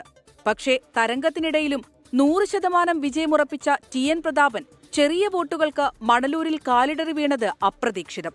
ജയിച്ചാൽ ഉറപ്പായും UDF മന്ത്രിസഭയിൽ ഉണ്ടാകുമെന്ന് എല്ലാവരും പറഞ്ഞിരുന്ന പ്രതാപന്റെ പതനം 126 വോട്ടുകൾക്ക്. മുസ്ലിം ലീഗ് മത്സരിക്കുന്ന ഗുരുവായൂരിൽ അവസാന റൗണ്ട് വരെ പ്രതീക്ഷയുണ്ടായിരുന്നുവെങ്കിലും വോട്ടെണ്ണലിന്റെ അവസാന പകുതിയിലേക്ക് കടന്നപ്പോൾ തന്നെ മണ്ഡലം അതിന്റെ രാഷ്ട്രീയ ചുവപ്പ് കാട്ടിത്തുടങ്ങിയിരുന്നു. ഇരിങ്ങാലക്കുട, ചാലക്കുടി, തൃശൂർ, കൊടുങ്ങല്ലൂർ ജയിച്ചു കയറിയതൊക്കെ ലോട്ടറിയാണ് എന്നാണ് DCC നേതൃത്വം പറയുന്നത്. പക്ഷേ ഈ തരംഗത്തിനിടയിലും 13-ൽ 9 സീറ്റ് LDF-ന് ലഭിച്ചത് നേതൃത്വം പരിശോധിക്കുമെന്നാണ് UDF ക്യാമ്പ് പറയുന്നത്. 24 തൃശൂർ. സംസ്ഥാനത്തെ വൻ വിജയത്തിന് പിന്നാലെ മുഖ്യമന്ത്രിയെ നിശ്ചയിക്കാൻ ചർച്ചകൾ വേഗത്തിലാക്കി കോൺഗ്രസ്. ഹൈക്കമാൻഡ് നിരീക്ഷകരെ ഇന്ന് തീരുമാനിക്കും. VD സതീശൻ, KC വേണുഗോപാൽ, രമേശ് ചെന്നിത്തല എന്നിവർ പരിഗണനയിലുണ്ട്. PR അരവിന്ദാണ് ഡൽഹിയിൽ നിന്ന് വിവരങ്ങളുമായി ചേരുന്നത്. അരവിന്ദ്, വലിയ ആത്മവിശ്വാസം അതോടുകൂടിയാണ് ഈ തെരഞ്ഞെടുപ്പ് ഫലത്തിനായി കോൺഗ്രസ് കാത്തുനിന്നത്. ആത്മവിശ്വാസം ശരിവയ്ക്കുന്ന ഒരു തെരഞ്ഞെടുപ്പ് ഫലം അവർക്ക് വന്നിട്ടുണ്ട്. ഇനി കോൺഗ്രസിന് മുന്നിലുള്ളത് ആരാകും ഈ സർക്കാരിനെ നയിക്കുക എന്ന ചോദ്യമാണ്. അതിനുള്ള ഉത്തരം അത് ഹൈക്കമാൻഡ് തീരുമാനിക്കുമെന്നാണ് കഴിഞ്ഞ ദിവസങ്ങളിലെല്ലാം നേതാക്കൾ പറഞ്ഞത്. ഹൈക്കമാൻഡിന്റെ തീരുമാനം അതെന്താണെന്ന് കേരള ജനതകൾ കാത്തിരിക്കുന്നുണ്ട്. അതിനുള്ള നടപടിക്രമങ്ങൾ നിരീക്ഷകരെ ഉൾപ്പെടെ തീരുമാനിക്കുന്നതിൽ അതിലുള്ള നടപടിക്രമങ്ങൾ അത് എവിടെ വരെയായി, എപ്പോഴേക്ക് ഇതിലൊരു തീരുമാനം പ്രതീക്ഷിക്കാം? ദിൽന ഗോകുൽ, അതിവേഗം തന്നെ ചർച്ചകൾ നടത്തി മുന്നോട്ട് പോകുവാനാണ് ഇപ്പോൾ കോൺഗ്രസ് ഹൈക്കമാൻഡ് തീരുമാനിച്ചിരിക്കുന്നത്. കാരണം കേരളത്തിലൊരു മിന്നും വിജയമാണ് കോൺഗ്രസ് സ്വന്തമാക്കിയത്. കോൺഗ്രസ് പ്രതീക്ഷിച്ചതിലപ്പുറം ഒരു വിജയം കേരളത്തിൽ അവർ സ്വന്തമാക്കിയിട്ടുണ്ട്. അതുകൊണ്ട് തന്നെ ഈ പ്രശ്നങ്ങളിലേക്കൊന്നും പോകരുത്, കൃത്യമായി അതിവേഗം ചർച്ചകൾ നടത്തി ആ മുഖ്യമന്ത്രിയെ തീരുമാനിക്കാൻ തന്നെ ഹൈക്കമാൻഡ് തീരുമാനിച്ചിട്ടുണ്ട്. ഇതുമായി ബന്ധപ്പെട്ട നിരീക്ഷകരെ ഉടൻ കേരളത്തിലേക്ക് അയക്കുമെന്നതാണ് മനസ്സിലാകുന്നത്. ഒരു ഔദ്യോഗിക പ്രഖ്യാപനം ആരായിരിക്കും നിരീക്ഷകർ എന്ന കാര്യത്തിൽ ഉണ്ടാകും. നിലവിൽ ഈ തെരഞ്ഞെടുപ്പ് ആരംഭിച്ചപ്പോൾ തന്നെ ചില നിരീക്ഷകരെ കോൺഗ്രസ് പ്രഖ്യാപിച്ചിരുന്നു. അന്ന് സച്ചിൻ പൈലറ്റും ഇമ്രാൻ പ്രതാപ് ഖടിയും KJ ജോർജ് അടക്കമുള്ളവരാണ് നിരീക്ഷകരായി പ്രഖ്യാപിച്ചത്. അവർ നിലവിൽ കേരളത്തിലുണ്ട്. പക്ഷേ മുതിർന്ന നേതാക്കളെ ആയിരിക്കും ഒരുപക്ഷെ കേരളത്തിലേക്ക് അയക്കുക എന്നതാണ് നമ്മൾ മനസ്സിലാക്കുന്നത്. അശോക് ഗെഹ്ലോട്ട് അതുപോലെ തന്നെ മുകുൾ വാസ്നിക് അടക്കമുള്ള നേതാക്കളെ ഒരുപക്ഷെ ഈ പദവിയിലേക്ക് പരിഗണിച്ചേക്കും. എന്തായാലും നിരീക്ഷകർ ഉടൻ തന്നെ ഒരുപക്ഷെ ഇന്ന് തന്നെ കേരളത്തിലേക്ക് എത്തി അവർ MLA-മാരുമായി കൂടിക്കാഴ്ച നടത്തും. MLA-മാരുമായി പ്രത്യേകം ഒരുപക്ഷെ നിരീക്ഷകർ സംസാരിക്കും. അതിനുശേഷം ഈ അഭിപ്രായങ്ങൾ കൃത്യമായി തന്നെ ഹൈക്കമാൻഡിനെ അറിയിക്കും എന്നതാണ് മനസ്സിലാകുന്നത്. ഈ ഒരു പാറ്റേൺ കഴിഞ്ഞ കഴിഞ്ഞ നിയമസഭാ തെരഞ്ഞെടുപ്പിലടക്കം കൃത്യമായി തന്നെ കോൺഗ്രസ് പിന്തുടർന്ന് വന്നതാണ്. പ്രശ്നങ്ങളില്ലാതെ ആ ചർച്ചകൾ പരിഹരിക്കണം എന്നതാണ് നിലവിൽ പറയുന്നത്. കാരണം സംസ്ഥാനത്തെ നേതാക്കളടക്കം ഇതിനോടൊപ്പം തന്നെ 3 നേതാക്കൾക്ക് വേണ്ടിയുള്ള മുറവിളി ഈ തെരഞ്ഞെടുപ്പ് പോളിംഗ് അവസാനിപ്പിച്ചതിന് പിന്നാലെ ആരംഭിച്ചിരുന്നു. കെ സി വേണുഗോപാലും രമേശ് ചെന്നിത്തലയും വി ഡി സതീശനും വേണ്ടി ഫ്ലക്സുകളും അതുപോലെ തന്നെ മുദ്രാവാക്യം വിളിയെല്ലാം നേതാക്കൾ ഉയർത്തുകയാണ്. അതുകൊണ്ട് തന്നെ ഇപ്പോൾ ഉണ്ടായിരിക്കുന്ന ഈ വിജയത്തിന്റെ ശോഭ കെടുത്താൻ പാടില്ല. അതിൽ ഒരു പ്രശ്നപരിഹാരം അത് കൃത്യമായി തന്നെ ഹൈക്കമാൻഡിന്റെ ഇടപെടൽ ഉണ്ടാകും. എന്തായാലും MLA-മാരുടെ അഭിപ്രായം തേടുന്നതിന് പുറമെ ഘടകകക്ഷികളുടെ അഭിപ്രായങ്ങൾ കൃത്യമായി തേടും. അതിനുശേഷം MP-മാരുടെ അഭിപ്രായവും ഹൈക്കമാൻഡ് തേടും എന്നതാണ് മനസ്സിലാകുന്നത്. അതിനുശേഷമായിരിക്കും ഒരു തീരുമാനം AICC ഹൈക്കമാൻഡിന്റെ ഭാഗത്തുനിന്നുണ്ടാവുക. എന്തായാലും നിരീക്ഷകർ ഉടൻ തന്നെ കേരളത്തിലേക്ക് എത്തും എന്നതാണ് ഇപ്പോൾ AICC വൃത്തങ്ങൾ നൽകുന്ന ആ സൂചന. കഴിഞ്ഞ ദിവസം ജനറൽ സെക്രട്ടറി ജയറാം രമേശ് തന്നെ ഇത് വ്യക്തമാക്കിയിരുന്നു. എത്രയും പെട്ടെന്ന് തന്നെ ചർച്ചകൾ പൂർത്തിയാക്കി ഒരുപക്ഷേ അടുത്ത ആഴ്ചയോടുകൂടി തന്നെ സത്യപ്രതിജ്ഞാ ചടങ്ങുകൾ നടത്താനാണ് കോൺഗ്രസ് ഹൈക്കമാൻഡ് ഇപ്പോൾ നീക്കങ്ങൾ ആരംഭിച്ചിരിക്കുന്നത്. നിലവിൽ പ്രധാനപ്പെട്ട കേരളത്തിലെ നേതാക്കളെല്ലാം സംസ്ഥാനത്ത് തുടരുന്നുണ്ട്. അതുകൊണ്ട് തന്നെ എത്രയും പെട്ടെന്ന് തന്നെ നിരീക്ഷകരെ സംസ്ഥാനത്തേക്ക് അയക്കുക, ചർച്ചകൾ നടത്തുക, അതിവേഗം ഈ ചർച്ചകൾ പൂർത്തിയാക്കി ഒരു മുഖ്യമന്ത്രി ആരെന്ന് പ്രഖ്യാപിക്കുക എന്നതാണ് AICC നേതൃത്വവും ഇപ്പോൾ ലക്ഷ്യം വയ്ക്കുന്നത്. ഗോകുൽ ദിൽന. ശരി, PR അരവിന്ദാണ് ഡൽഹിയിൽ നിന്ന് വിവരങ്ങൾ നൽകിയത്. എന്തായാലും തുടർ നീക്കങ്ങൾ, തുടർ ചലനങ്ങൾ അത് ആകാംക്ഷയോടെ കാത്തിരിക്കുകയാണ് കേരളത്തിലെ ജനങ്ങൾ. നമ്മളിനി ഒരു രാജ്യാന്തര വാർത്തയിലേക്ക് പോവുകയാണ്. വൈറ്റ് ഹൌസിന് സമീപം സുരക്ഷാ ഉദ്യോഗസ്ഥരും ആയുധധാരികളും തമ്മിൽ വെടിവയ്പുണ്ടായിരുന്നു. സുരക്ഷാ മുൻകരുതലിന്റെ ഭാഗമായി വൈറ്റ് ഹൌസിലേക്കുള്ള പ്രവേശന കവാടങ്ങൾ ഇപ്പോൾ അടച്ചിട്ടുണ്ട്. അമേരിക്കൻ വൈസ് പ്രസിഡന്റ് JD വാൻസിന്റെ വാഹന വ്യൂഹം കടന്നുപോയി നിമിഷങ്ങൾക്കകമാണ് വെടിവയ്പുണ്ടായത്. അമേരിക്കയിൽ നിന്ന് മധു കൊട്ടാരക്കര ചേരുന്നു, ന്യൂജേഴ്സിയിൽ നിന്നാണ്. Madhu, good morning. എന്താണ് സാഹചര്യം? ഈ ആയുധധാരിയെ കീഴ്പ്പെടുത്താനായോ? Good morning Gokul, Dilna. White ഹൗസിന് സമീപം അതീവ സുരക്ഷാ മേഖലയിലാണ് ഈ നാടകീയ സംഭവങ്ങൾ ഇന്ന് ഉച്ചയ്ക്ക് ശേഷം അരങ്ങേറിയത്. ആയുധധാരിയായ ഒരാളും അതുപോലെ സീക്രട്ട് സർവീസ് ഏജന്റുമാരും തമ്മിൽ വെടിവെപ്പുണ്ടായതായിട്ടാണ് നമുക്ക് ലഭിക്കുന്ന വിവരങ്ങൾ. ഈ സമീപത്ത് ഒരു ബാലൻ ഉണ്ടായിരുന്നു. ആ കുട്ടിക്കും വെടിയേറ്റതായിട്ട് അധികൃതർ പറയുന്നുണ്ട്. സംശയാസ്പദമായ ഒരു സാഹചര്യത്തിൽ തോക്കുമായിട്ട് ഒരാളെ കണ്ടു. ആളെ പിടികൂടാൻ ശ്രമിക്കുന്നതിനിടയിലാണ് ഈ സംഘർഷമുണ്ടായത്. ഈ ആക്രമി ഓടി രക്ഷപ്പെടാൻ ശ്രമിക്കുകയും പിന്നീട് സീക്രട്ട് ഏജന്റുമാർക്ക് നേരെ വെടിയുതിർക്കുകയും ചെയ്തു. ഈ ഉദ്യോഗസ്ഥർ തിരിച്ചും വെടിവെച്ചു. ഈ വെടിവെപ്പിൽ പരിക്കേറ്റ ആക്രമിയെ പിന്നീട് ആശുപത്രിയിൽ പ്രവേശിപ്പിച്ചതായിട്ടാണ് അറിയാൻ സാധിച്ചത്. ഇയാളുടെ ഇപ്പോഴത്തെ നില എങ്ങനെയാണെന്ന് വ്യക്തമല്ല. ഈ ആക്രമി തൊടുത്ത ഒരു വെടിയുണ്ട തട്ടിയാണ് ഈ വഴിയാത്രക്കാരനായ കുട്ടിക്ക് പരിക്കേറ്റത്. കുട്ടിയുടെ പരിക്ക് അത്ര ഗുരുതരമല്ലെന്നാണ് ഇപ്പോൾ നമുക്ക് ലഭിക്കുന്ന വിവരം. നേരത്തെ ഗോകുൽ സൂചിപ്പിച്ചതുപോലെ US വൈസ് പ്രസിഡന്റ് JD വാൻസിന്റെ വാഹനവ്യൂഹം വാഷിംഗ്ടൺ മോണ്യുമെന്റിന്റെ സമീപത്തൂടെ കടന്നുപോയി. ഏതാണ്ട് ഒരു സെക്കൻഡുകൾക്കകമാണ് ഈ വെടിവെപ്പുണ്ടായത്. വാൻസ് സുരക്ഷിതനാണെന്ന് ഉള്ള ഔദ്യോഗിക റിപ്പോർട്ടുകളുണ്ട്. സുരക്ഷാ മുൻകരുതലിന്റെ ഭാഗമായി വൈറ്റ് ഹൗസിലേക്ക് ഒരു ലോക്ക്ഡൌൺ പോലെ അതിന്റെ പ്രവേശന കവാടങ്ങൾ അടച്ചു. മാധ്യമപ്രവർത്തകരുണ്ടായിരുന്നു, അവരെ ബ്രീഫിംഗ് റൂമിലേക്ക് പെട്ടെന്ന് മാറ്റുകയും ചെയ്തു. ഈ വെടിവെപ്പിന് ശേഷം ഇപ്പോൾ ഈ ഏരിയ മുഴുവൻ സീക്രട്ട് സർവീസിന്റെ നിയന്ത്രണത്തിലാണ്. ഇതേപ്പറ്റി FBI അതുപോലെ സീക്രട്ട് സർവീസും സംയുക്തമായിട്ട് അന്വേഷണവും ആരംഭിച്ചിട്ടുണ്ട്. ഗോകുൽ, ദിൽന. ശരി, മധു കൊട്ടാരക്കരയാണ് വിവരങ്ങൾ പങ്കുവച്ചത് അമേരിക്കയിലെ ന്യൂജേഴ്സിയിൽ നിന്നും. മധ്യകേരളത്തിൽ UDFന് കരുത്തു പകരുന്നത് കോട്ടയം ജില്ലയിലെ വിജയം കൂടിയാണ്. LDFന്റെ ഉറച്ച കോട്ടയായ വൈക്കത്തും അട്ടിമറി വിജയം നേടിയാണ് കോട്ടയം ജില്ല UDF തൂത്തുവാരിയത്. കേരള കോൺഗ്രസ് മാണി വിഭാഗം കൂടെ ഇല്ലാഞ്ഞിട്ടു കൂടിയാണ് UDFന്റെ ഈ വലിയ വിജയം. UDFന്റെ കോട്ട എന്നാണ് കോട്ടയം അറിയപ്പെടുന്നത്. എന്നാൽ കഴിഞ്ഞ കുറച്ചു വർഷം കാര്യങ്ങൾ അത്ര എളുപ്പമായിരുന്നില്ല. ജോസ് കെ മാണി വിഭാഗം LDFനൊപ്പം പോയതോടെ കഴിഞ്ഞ തെരഞ്ഞെടുപ്പിൽ കാര്യമായ നേട്ടമുണ്ടാക്കാൻ സാധിച്ചില്ല. എന്നാൽ ഇത്തവണ സ്വപ്നതുല്യമായ വിജയമാണ് UDFന് കോട്ടയം ജില്ലയിൽ ലഭിച്ചത്. LDFന്റെ ഉറച്ച കോട്ടയായ വൈക്കം പോലും UDF തരംഗത്തിൽ തകർന്നടിഞ്ഞു. പാലായിൽ ജോസ് കെ മാണി പൊരുതി നോക്കിയെങ്കിലും വിജയിക്കാനായില്ല. അങ്ങനെ ജില്ലയിൽ ആകെയുള്ള 9 മണ്ഡലങ്ങളിൽ 9ഇടത്തും UDF കരുത്ത് തെളിയിച്ചു. വീശിയടിച്ച UDF തരംഗത്തിൽ വൈക്കം മാത്രമല്ല, വിജയിക്കുമെന്ന് പ്രതീക്ഷിച്ചിരുന്ന കാഞ്ഞിരപ്പള്ളിയും ചങ്ങനാശ്ശേരിയും LDFന് നഷ്ടമായി. ന്യൂനപക്ഷ വോട്ടുകൾ UDFനൊപ്പം അടിയുറച്ചു നിൽക്കുന്ന കാഴ്ചയും കോട്ടയം ജില്ലയിൽ കാണാനായി. ഇത്ര വലിയൊരു വിജയം സമീപകാലത്ത് ഉണ്ടായിട്ടില്ല എന്നു ചുരുക്കം. 24 കോട്ടയം. പതിറ്റാണ്ടുകൾക്ക് ശേഷമാണ് ഇടുക്കിയിൽ 5 മണ്ഡലങ്ങളും UDF തൂത്തുവാരുന്നത്. കൈപ്പത്തി ചിഹ്നത്തിൽ മത്സരിച്ച സ്ഥാനാർത്ഥി 2 പതിറ്റാണ്ടിന് ശേഷം വിജയിച്ചു എന്ന പ്രത്യേകതയും ഇത്തവണ ഇടുക്കിയിലുണ്ട്. ഉരുക്കുകോട്ട എന്ന് കരുതിയിരുന്ന ഉടുമ്പൻചോല ഉൾപ്പെടെ 4 മണ്ഡലങ്ങൾ കൈവിട്ടത് LDFൽ പൊട്ടിത്തെറിക്ക് വഴിയൊരുക്കുന്നുമുണ്ട്. UDFന്റെ 5 സ്ഥാനാർത്ഥികൾ നേടിയ മൃഗീയ ഭൂരിപക്ഷം നേതാക്കളെ തന്നെ അമ്പരപ്പിക്കുന്നു. ഇടുക്കിയിൽ നിന്ന് ഒന്നിൽ കൂടുതൽ മന്ത്രിമാർ ഉണ്ടാകുമോ എന്നതാണ് UDFിലെ ചർച്ച. കേരള കോൺഗ്രസിൽ നിന്ന് അബു ജോൺ ജോസഫ് മന്ത്രിയായാൽ കോൺഗ്രസിലെ ഒരാൾ കൂടി ഇടുക്കിയിൽ നിന്ന് മന്ത്രിയായി വരണമെന്ന് ആവശ്യം ഉയരും. ജനവിരുദ്ധമായ നയങ്ങൾ മാത്രം നടപ്പിലാക്കിയ ഒരു ഗവൺമെന്റ്, ആ ഗവൺമെന്റിനുള്ള ജനങ്ങളുടെ പ്രതികാരമാണ് ഇപ്പോൾ കാണുന്നത്. കേരള കോൺഗ്രസിന്റെയും റോഷി അഗസ്റ്റിന്റെയും ഭാവി തുലാസിലാക്കുന്നതാണ് ഇടുക്കിയിലെ LDF തോൽവി. എല്ലാ നന്മയ്ക്ക് വേണ്ടി എന്ന ആത്മാഭിമാനത്തോടെ സ്വീകരിക്കുക എന്നുള്ളതാണ് നമ്മൾ സ്വീകരിക്കേണ്ട തത്വം. തുറന്നപ്പെടേണ്ട ഒരു ആവശ്യം എനിക്കില്ല. എനിക്കിതിപ്പോൾ അർഹതപ്പെട്ടതല്ല എന്ന് ദൈവം നിശ്ചയിച്ചിട്ടുണ്ട്. ഞാനത് ഏറ്റുവാങ്ങുന്നു. ആത്യന്തികമായ ലക്ഷ്യവും ജീവിതവും ചർച്ചയും എവിടെ വേണം എന്നുള്ളത് തീരുമാനിക്കുന്ന ഒരു വിശ്വാസത്തെ തീക്ഷ്ണമായി മുറുകെ പിടിക്കുന്ന ഒരാൾക്ക് ഇതൊരു ഭയപ്പാടേ ഇല്ല. എൻ്റെ ഇതെല്ലാം ജനഹിതമായും ദൈവഹിതമായും കണ്ട് ഞാൻ വീണ്ടെടുക്കും. MM മണിയെ മാറ്റി KK ജയചന്ദ്രനെ പരീക്ഷിച്ചത് തിരിച്ചടി ഉണ്ടാക്കിയെന്നാണ് പാർട്ടിക്കുള്ളിൽ വിമർശനം. എന്നാൽ എല്ലാം പരിശോധിക്കുമെന്ന് പറഞ്ഞൊഴിയുന്നു CPIM ജില്ലാ നേതൃത്വം. തെരഞ്ഞെടുപ്പ് പ്രവർത്തനത്തിലുണ്ടാകുന്ന കേരളത്തിലാകെ ഉണ്ടായിട്ടുള്ള ഒരു പ്രതിഭാസം ഇടുക്കി ജില്ലയിലും ബാധിച്ചിട്ടുണ്ട്. ഈ തെരഞ്ഞെടുപ്പ് പരാജയത്തിൻ്റെ കാരണമായി ഇപ്പോൾ വിലയിരുത്താൻ കഴിയില്ല. തീർച്ചയായും തെരഞ്ഞെടുപ്പിൻ്റെ സ്ഥിതി സംബന്ധിച്ച് പരിശോധിക്കും. ജില്ലയിലെ ഭൂപ്രശ്നങ്ങളിൽ ശാശ്വതമായ പരിഹാരമുണ്ടാക്കിയെന്നായിരുന്നു LDFന്റെ പ്രധാന പ്രചരണം.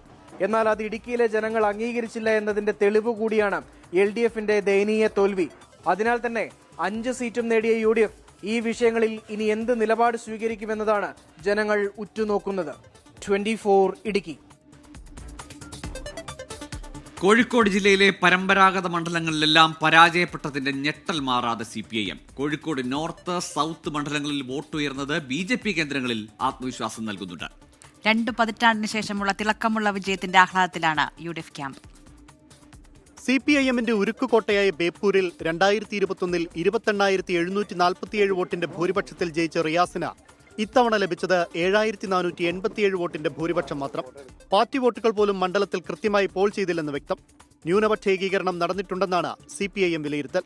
LDF കൺവീനർ TP രാമകൃഷ്ണന്റെ തട്ടകമായ പേരാമ്പ്ര, നാലാമൂഴത്തിന് മന്ത്രി AK ശശീന്ദ്രൻ കച്ചകെട്ടിയിറങ്ങിയ എലത്തൂർ, എല്ലാ കാലത്തും LDFനെ തുണച്ച നാദാപുരം, ബാലുശ്ശേരി, കൊയിലാണ്ടി, കുന്നമംഗലം, കോഴിക്കോട് നോർത്ത്, കൊടുവള്ളി, തിരുവമ്പാടി, കുറ്റ്യാടി മണ്ഡലങ്ങളിലെ പരാജയവും CPIM വിശദമായി പരിശോധിക്കും. കന്നി വോട്ടർമാരും അടിയൊഴുക്കുകളും UDFന് അനുകൂലമായി ചിന്തിച്ചപ്പോൾ ഭരണവിരുദ്ധ വികാരവും വികസന മുരടിപ്പും LDFന് തിരിച്ചടിയായി എന്നാണ് UDFന്റെ വിലയിരുത്തൽ. അതേസമയം കൊടുവള്ളിയിൽ 62,682 വോട്ടിന്റെ ഭൂരിപക്ഷം നേടിയ PK ഫിറോസിന്റെ വിജയം ലീഗിനുള്ളിൽ പോലും അമ്പരപ്പുണ്ടാക്കി. കോഴിക്കോട് നോർത്തിൽ 30,952 കോഴിക്കോട് സൗത്തിൽ 32,463 വോട്ടുകളുമാണ് BJP ഇക്കുറി നേടിയത്. 24 കോഴിക്കോട്. പത്തനംതിട്ട ജില്ലയിലും വമ്പൻ തിരിച്ചുവരവാണ് UDF നടത്തിയത്. പ്രതീക്ഷിച്ചതിലും അപ്പുറത്തേക്കുള്ള മുന്നേറ്റം കാഴ്ചവെക്കാൻ കഴിഞ്ഞുവെന്നാണ് UDF ക്യാമ്പിന്റെ വിലയിരുത്തൽ. ആറന്മുളയിൽ അബിൻ വർക്കിയുടെ വിജയം UDFന്റെ ആവേശം വർദ്ധിപ്പിക്കുകയാണ്. അതേസമയം അപ്രതീക്ഷിതമായ തിരിച്ചടി LDF പരിശോധിക്കും. NDAക്ക് ജില്ലയിൽ കാര്യമായ മുന്നേറ്റം കാഴ്ചവെക്കാൻ കഴിഞ്ഞില്ല.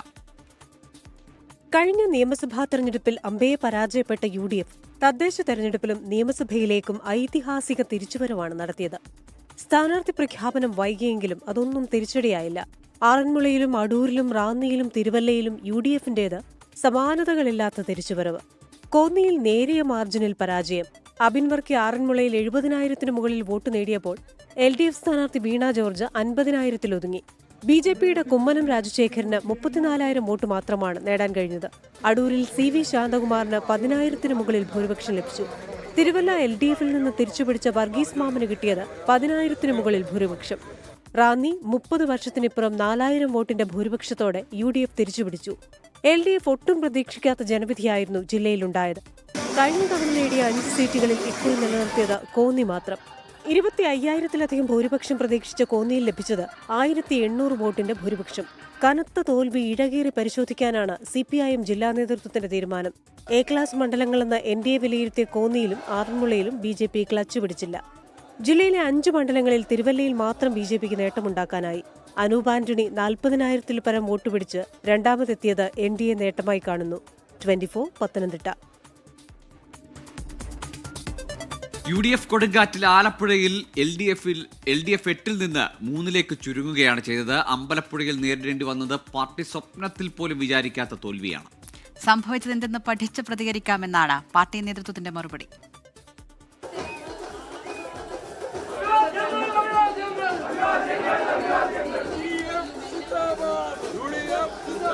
CPM-ന്റെ ഹൃദയമായ ആലപ്പുഴയിൽ പാർട്ടിക്ക് നേരിടേണ്ടി വന്നത് കനത്ത തോൽവി.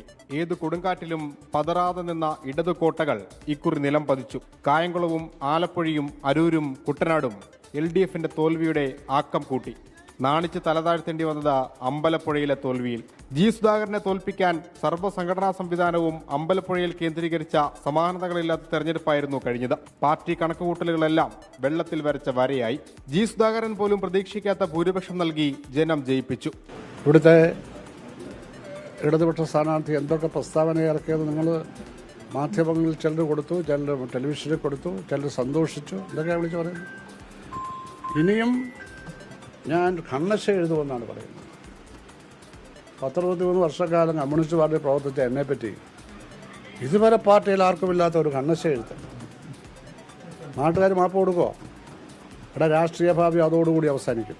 പാർട്ടിക്ക് മറക്കാനാവാത്ത മറ്റൊരു തോൽവി ആലപ്പുഴയിലേതാണ്. PP ചിത്തരഞ്ജനും CPIM-ഉം തോൽവി പ്രതീക്ഷിച്ചിരുന്നില്ല. നവകേരള യാത്രയ്ക്കിടെ മുഖ്യമന്ത്രിയുടെ ഗൺമാന്മാരുടെ ക്രൂരമർദ്ദനത്തിന് ഇരയാകേണ്ടി വന്ന AD തോമസ്, KSU ജില്ലാ പ്രസിഡന്റ്, ഇനി ആലപ്പുഴയുടെ MLA. കേരളത്തിൽ അതിശക്തമായ ഒരു ഭരണവിരുദ്ധ വികാരമുണ്ട്. അതുകൊണ്ടാണ് കേരളത്തിൽ ഇത്രയും വലിയ ഒരു തരംഗത്തോടെ ഇത്രയധികം സീറ്റുകളുമായി UDF അധികാരത്തിൽ വന്നത്. ഈ നാട്ടിലെ ജനങ്ങൾ രാഷ്ട്രീയത്തിന് അതീതമായി ഞങ്ങളെല്ലാവരെയും ചേർത്ത് നിർത്തി. അതിൻ്റെ വിജയമാണ്. കായംകുളം എണ്ണി തുടങ്ങിയതു മുതൽ പ്രതിഭയുടെ നില പരിങ്ങലിലായിരുന്നു. വൈകാതെ ലിജു കുതിച്ചു കയറി. പത്തിയൂരടക്കം CPM കോട്ടകളിൽ നിലം തൊടാനായില്ല പ്രതിഭയ്ക്ക്. കുട്ടനാട്ടിലെ പേയ്മെന്റ് സീറ്റ് വിവാദമൊന്നും ജനം ഗൗനിച്ചില്ല. തോമസ് കെ തോമസും വമ്പൻ തോൽവി ഏറ്റുവാങ്ങി. UDF സ്ഥാനാർത്ഥി റജി ചെറിയാന 20,600 വോട്ടിന്റെ ജയം. ഹരിപ്പാട് മികച്ച ഭൂരിപക്ഷത്തിലാണ് ചെന്നിത്തല നിലനിർത്തിയത്. ആലപ്പുഴ ജില്ല UDF കൈപ്പിടിയിൽ ഒതുക്കിയപ്പോൾ ചുവന്ന തുരുത്തുകളായി ചേർത്തലയും ചെങ്ങന്നൂരും മാവേലിക്കരയും നിലകൊണ്ടു. 2021 അപേക്ഷിച്ച വോട്ട് വർധനയുണ്ടായത് ചേർത്തലയിൽ മാത്രം. ചെങ്ങന്നൂരും മാവേലിക്കരയും വൻ ഇടിവാണ് LDF വോട്ടുകളിൽ ഉണ്ടായത്. BJP വോട്ടുകളും എല്ലാ മണ്ഡലങ്ങളിലും ചോർന്നു. തോൽവി പഠിക്കുകയാണ് CPIM. പ്രതികരണം അതിനുശേഷം. ആലപ്പുഴയിൽ നിന്ന് അശ്വിൻ പാലാഴി, 24. തൃപ്പൂണിത്തുറയുടെ ചരിത്രത്തിലെ നല്ലൊരു വോട്ട് ശതമാനം നേടാൻ തനിക്ക് കഴിഞ്ഞു എന്ന് പ്രതികരിക്കുകയാണ് 2020 സ്ഥാനാർത്ഥിയായിരുന്ന അഞ്ജലി നായർ.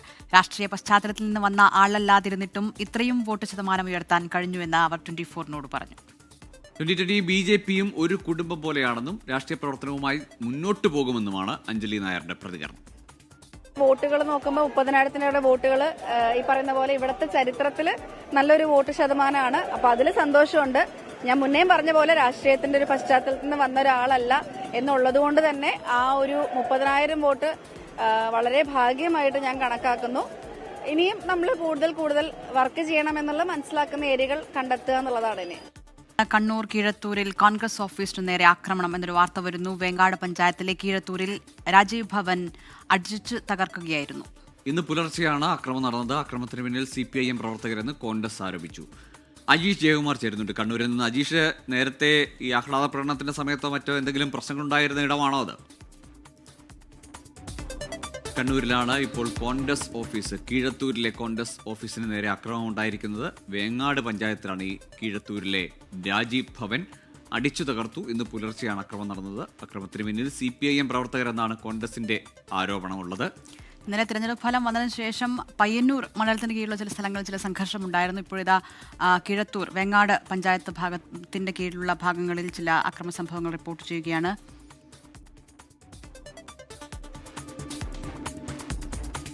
അജീഷ് ജയകുമാർ ഈ വാർത്തയുടെ വിശദാംശങ്ങളുമായി അല്പസമയത്തിനകം ചേരുമെന്ന് പ്രതീക്ഷിക്കാം.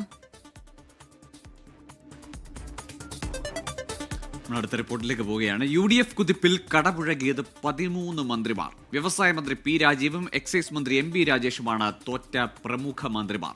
സുരക്ഷിതമെന്ന് കരുതിയ പേരാമ്പ്രയിൽ LDF കൺവീനർ TP രാമകൃഷ്ണനും തോറ്റു. CPM സംസ്ഥാന സെക്രട്ടറിയുടെ സിറ്റിംഗ് മണ്ഡലത്തിലും പാർട്ടി പരാജയത്തിന്റെ കൈപ്പെറിഞ്ഞു. ധർമ്മടത്ത് ഏറെ വിയർപ്പൊഴുക്കിയാണ് മുഖ്യമന്ത്രി പിണറായി വിജയൻ ജയിച്ചു കയറിയത്. കഴിഞ്ഞ തവണ 1,00,000 ഭൂരിപക്ഷമുണ്ടായിരുന്ന പിണറായി വിജയൻ ഇക്കുറി കടന്നുകൂടിയത് കഷ്ടിച്ച്. ഭൂരിപക്ഷം 20,000-ൽ താഴെ മാത്രം. ആദ്യ 5 റൗണ്ടിലും VP അബ്ദുൾ റഷീദിന് പിന്നിലായി പിണറായി.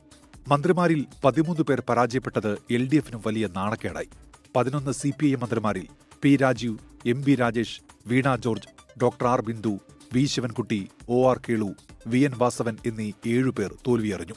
മുഖ്യമന്ത്രിക്ക് പുറമെ PA മുഹമ്മദ് റിയാസ്, സജി ചെറിയാൻ, KN ബാലഗോപാൽ എന്നിവർ മാത്രമാണ് ജയിച്ചത്. CPIയുടെ 4 മന്ത്രിമാരിൽ J. ചിഞ്ചുറാണി തോറ്റു. P. Prasad, K. Rajan, GR Anil എന്നിവർ ജയിച്ചു. പത്തനാപുരത്ത് KB ഗണേഷ് കുമാർ, കണ്ണൂരിൽ രാമചന്ദ്രൻ കടന്നപ്പള്ളി, ഇടുക്കിയിൽ റോഷി അഗസ്റ്റിൻ, എലത്തൂരിൽ AK ശശീന്ദ്രൻ, തിരൂരിൽ V. അബ്ദുറഹിമാൻ എന്നിവരും പരാജയപ്പെട്ടു. ഇത്തവണ മത്സരിക്കാതിരുന്ന മന്ത്രി K. കൃഷ്ണൻകുട്ടിയുടെ സിറ്റിംഗ് മണ്ഡലമായ ചിറ്റൂരും LDFന് കൈവിട്ടു. LDF convener TP Ramakrishnan, chief whip doctor N. Jayaraj, മുൻ മന്ത്രി KK ശൈലജ എന്നിവരും തോറ്റു. CPIM സംസ്ഥാന സെക്രട്ടറി MV ഗോവിന്ദന്റെ സിറ്റിംഗ് മണ്ഡലമായ തളിപ്പറമ്പിൽ ഭാര്യയും CPIM നേതാവുമായ PK ശ്യാമള തോറ്റത് CPIMന് ഇരട്ടി ആഘാതമായി. തിളക്കമേറിയ ജയത്തിനിടയിലും മണലൂരിൽ TN പ്രതാപൻ തോൽവിയറിഞ്ഞു. മഞ്ചേശ്വരത്ത് K. Surendran, ആറന്മുളയിൽ Kummanam Rajasekharan, Palakkad Shobha Surendran, കാട്ടാക്കടയിൽ PK Krishnadas, മലമ്പുഴയിൽ C. Krishnakumar, വട്ടിയൂർക്കാവിൽ R. ശ്രീലേഖ എന്നിവർ BJPയിൽ തോറ്റ പ്രമുഖരാണ്. Election desk 24. കാസർഗോഡ് ജില്ലയിൽ LDFന്റെ കോട്ടകളെ പോലും കടപുഴക്കിക്കൊണ്ടാണ് UDF തേരോട്ടം നടത്തിയത്. ചരിത്രത്തിലില്ലാത്ത വിധം 4 മണ്ഡലങ്ങളിൽ UDF വിജയിച്ചപ്പോൾ കാഞ്ഞങ്ങാട് ഗോവിന്ദൻ പള്ളിക്കാപ്പലിന്റെ ജയം മാത്രമാണ് LDFന് ആശ്വാസമായുള്ളത്. പ്രതീക്ഷ പുലർത്തിയിരുന്ന മഞ്ചേശ്വരം, കാസർഗോഡ് മണ്ഡലങ്ങളിൽ BJPക്ക് നിലം തൊടാനായില്ല. LDF പിടിക്കുന്ന വോട്ടിനനുസരിച്ച് കാസർഗോഡ്, മഞ്ചേശ്വരം മണ്ഡലങ്ങളിൽ താമര വിരിയുമെന്നായിരുന്നു BJP പ്രതീക്ഷ. എന്നാൽ ഇതിനെയെല്ലാം അസ്ഥാനത്താക്കുന്നതായിരുന്നു ജനവിധി. ചരിത്രത്തിലാദ്യമായി 5-ൽ 4 മണ്ഡലങ്ങൾ UDFനൊപ്പം ചേർന്നു. ഭൂരിപക്ഷം കുറഞ്ഞെങ്കിലും കാഞ്ഞങ്ങാട് CPI സ്ഥാനാർത്ഥി ഗോവിന്ദൻ പള്ളിക്കാപ്പലിന്റെ വിജയം LDFന് ആശ്വാസമായി. അതേസമയം BJP പ്രതീക്ഷിച്ചിരുന്ന മഞ്ചേശ്വരം പോലും അവരെ കൈവിട്ടു. കാസർഗോഡ് ഇടത് സ്വതന്ത്രനായി ഷാനവാസ് പാദൂർ വന്നതോടെ UDF സ്ഥാനാർത്ഥിയുടെ ഭൂരിപക്ഷം കുറയുമെന്ന് വിലയിരുത്തലുണ്ടായെങ്കിലും അതുണ്ടായില്ല. കേരളം UDFന്റെ ഒരു തരംഗത്തിലൂടെ കേരളം അധികാരത്തിൽ വരുമ്പോൾ ഒരിക്കൽ കൂടി മതേതര മഞ്ചേശ്വരം വർഗീയതക്കെതിരെ 30,000-ഓളം വരുന്ന ഏറ്റവും മികച്ച ഒരു മാർജിനോടുകൂടി മതേതരത്വത്തെ നെഞ്ചോട് ചേർത്ത് വെച്ച് സ്നേഹിക്കുന്ന എൻ്റെ മഞ്ചേശ്വരത്തെ പ്രിയപ്പെട്ട മണ്ഡലത്തിലെ ജനങ്ങൾക്ക് സമർപ്പിക്കുകയാണ്. വോട്ട് വിഹിതത്തിൽ വർധനയുണ്ടായിട്ടുണ്ടെങ്കിലും SIR-ലൂടെ നഷ്ടമായ വോട്ടുകളും ചില ബാഹ്യശക്തികൾ നടത്തിയ സാമുദായിക ധ്രുവീകരണവും തിരിച്ചടിയായെന്ന വിലയിരുത്തലിലാണ് BJP. ഭാരതീയ ജനതാ പാർട്ടി ശരിയായ വികസന കാഴ്ചപ്പാട് മാത്രം മുന്നിൽ വെച്ചുകൊണ്ടാണ് ഈ തെരഞ്ഞെടുപ്പിനെ നേരിട്ടത്. പക്ഷേ മുസ്ലിം ലീഗ് അവസാന നിമിഷങ്ങളിൽ നടത്തിയ പ്രസ്താവനകൾ പോലും തികഞ്ഞ സാമുദായിക ഏകീകരണത്തിന് വേണ്ടിയുള്ള നിർലജ്ജമായിട്ടുള്ള നീക്കങ്ങളായിരുന്നു. തൃക്കരിപ്പൂരിൽ 6 പതിറ്റാണ്ടിന്റെ ചരിത്രമാണ് UDF സ്ഥാനാർത്ഥി സന്ദീപ് വാര്യർ തിരുത്തിക്കുറിച്ചത്. രൂപീകരണം തൊട്ടിങ്ങോട്ട് LDFനെ അല്ലാതെ മറ്റൊരാളെയും വിജയിപ്പിക്കാത്ത മണ്ഡലത്തിൽ 4431 വോട്ടിന്റെ മിന്നും ജയമാണ് UDF നേടിയത്. ഈ ഇലക്ഷന്റെ സമയത്ത് നൽകിയിട്ടുള്ള കുറേ വാഗ്ദാനങ്ങളുണ്ട്. അത് പാലിക്കുക എന്നുള്ളതും 60 വർഷമായി തുടരുന്ന പിന്നോക്കാവസ്ഥ പരിഹരിക്കാൻ ബഹുമാനപ്പെട്ട MP-യുമായി അദ്ദേഹത്തിന്റെ ടീമിൽ നിന്നുകൊണ്ട് അദ്ദേഹത്തിന്റെ നേതൃത്വത്തിൽ പ്രവർത്തിക്കുക എന്നുള്ളതുമായിരിക്കും ഞാൻ ചെയ്യുക. കാസർഗോഡ് മണ്ഡലത്തിൽ 3 മുന്നണികളും ഗണ്യമായ വോട്ട് വിഹിതം വർദ്ധിപ്പിച്ചെങ്കിലും അത് നിലവിലുള്ള സമവാക്യത്തെ മാറ്റിമറിച്ചില്ല. പുതുമയിൽ പക്ഷേ 1987-ന് ശേഷമുള്ള തിരിച്ചുവരവായിരുന്നു UDF നടത്തിയത്. വോട്ടെണ്ണലിന്റെ ഒരു ഘട്ടത്തിലും LDF സ്ഥാനാർത്ഥി ലീഡ് കൈവരിച്ചില്ലെന്നതും ശ്രദ്ധേയമാണ്. SIR-ന് ശേഷം വർദ്ധിച്ച വോട്ടുകൾ പ്രകാരം 3 മുന്നണികളും ജില്ലയിൽ വോട്ട് വിഹിതം കൂട്ടിയിട്ടുണ്ട്. 24 കാസർഗോഡ്. എറണാകുളത്തുണ്ടായത് വലിയ വിജയമെന്ന് DCC പ്രസിഡന്റ് മുഹമ്മദ് ഷിയാസ് 24നോട് പറഞ്ഞു. 10 വർഷക്കാലം ജില്ലയെ അവഗണിച്ചതിലുള്ള പ്രതിഷേധമാണിതെന്നാണ് അദ്ദേഹത്തിന്റെ പ്രതികരണം. ഏറ്റവും വലിയ ദുർബലമായ സാഹചര്യത്തിലാണ് LDF. മുഖ്യമന്ത്രിയെ തീരുമാനിക്കേണ്ടത് പാർട്ടിയാണെന്നും കേരളം ആഗ്രഹിക്കുന്ന ഒരു മുഖ്യമന്ത്രി ഉണ്ടാകുമെന്നും മുഹമ്മദ് ഷിയാസിന്റെ പ്രതികരണം. തെരഞ്ഞെടുപ്പിന് മുന്നേ ഞങ്ങൾ പറഞ്ഞു, എറണാകുളം ജില്ലയിൽ ചരിത്രത്തിലെ ഏറ്റവും വലിയ ഭൂരിപക്ഷത്തോടുകൂടി ഐക്യ ജനാധിപത്യ മുന്നണി വിജയിക്കുമെന്നുള്ളത്. കാരണം കഴിഞ്ഞ തദ്ദേശ തെരഞ്ഞെടുപ്പിലും കഴിഞ്ഞ പാർലമെന്റ് തെരഞ്ഞെടുപ്പിലും ഉപതെരഞ്ഞെടുപ്പുകളിലും ഈ ജില്ലയെ അവഗണിച്ച് മുന്നോട്ട് പോയ 10 വർഷക്കാലത്തെ പിണറായി വിജയന്റെ സർക്കാരിനെതിരായിട്ടുള്ള ശക്തമായ ജനരോഷം ഉണ്ടായിരുന്നു. എറണാകുളത്ത് നിന്നായിരിക്കും മുഖ്യമന്ത്രി. അത് പാർട്ടിയാണ് തീരുമാനിക്കേണ്ടത്. മുന്നണി നേതാക്കന്മാരുമായി കൂടിയാലോചിക്കും. ഹൈക്കമാൻഡ് അക്കാര്യത്തിൽ ഒരു പ്രൊസീജിയർ ഉണ്ടല്ലോ. ആ പ്രൊസീജിയറിന്റെ അടിസ്ഥാനത്തിൽ കേരളം ആഗ്രഹിക്കുന്ന ഒരു മുഖ്യമന്ത്രി ഉണ്ടാകും. നേതൃത്വത്തോട് ഇടഞ്ഞ് CPIM-ൽ നിന്ന് പുറത്തായവർ പാർട്ടി കോട്ടകളെ വിറപ്പിച്ചു. CPIM-ന്റെ ഉറച്ച കേന്ദ്രങ്ങളായ പയ്യന്നൂരിൽ V. കുഞ്ഞികൃഷ്ണനും തളിപ്പറമ്പിൽ TK ഗോവിന്ദനും വിജയം. CPIM-ന്റെ സകല തന്ത്രങ്ങളും മറികടന്നാണ് അമ്പലപ്പുഴയിൽ G. സുധാകരന്റെ വിജയം.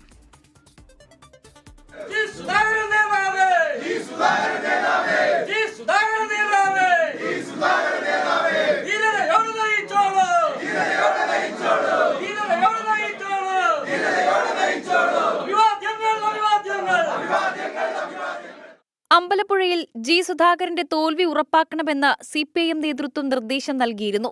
അരയും തലയും മുറുക്കി ഇറങ്ങിയിട്ടും സുധാകരന്റെ മുന്നിൽ H. സലാമിന് പിടിച്ചു നിൽക്കാനായില്ല. 10,000-ലേറെ വോട്ടിന്റെ തിളക്കമേറിയ ജയം. കേരളത്തിലെ ജനങ്ങളെ മുഴുവൻ വിഡ്ഢികളാണെന്ന് കരുതി ഒരു വിഭാഗം ജനങ്ങളെ അടിച്ചമർത്തുകയും ചെറിയൊരു ഭാഗം ആളുകളെ മാത്രം ചുറ്റും നിർത്തി പ്രോത്സാഹിപ്പിക്കുകയും കുറേ പേരുടെ വകയാണ് ഭരണവും കരുതിയവർക്കുള്ള തിരിച്ചടിയാണ്. ജനാധിപത്യത്തിൽ വിശാല ബോധമാണ് ജനപിന്തുണയുടെ അടിസ്ഥാനം. ഇതുവരെ ചെങ്കൊടി മാത്രം പറന്ന കണ്ണൂരിലെ പയ്യന്നൂരിൽ CPIM അടിപതറി. രക്തസാക്ഷി ഫണ്ട് തട്ടിപ്പ് ആരോപണം ഉന്നയിച്ച് പാർട്ടിക്ക് പുറത്തായ മുൻ ജില്ലാ കമ്മിറ്റി അംഗം V. കുഞ്ഞികൃഷ്ണന്റെ വിജയം CPIMന് കനത്ത പ്രഹരമാണ്. കുഞ്ഞികൃഷ്ണൻ ഉന്നയിച്ച ആരോപണങ്ങൾ CPIMനെതിരെ അണികളിലുണ്ടാക്കിയത് കടുത്ത അതൃപ്തിയെന്ന് വ്യക്തമായി.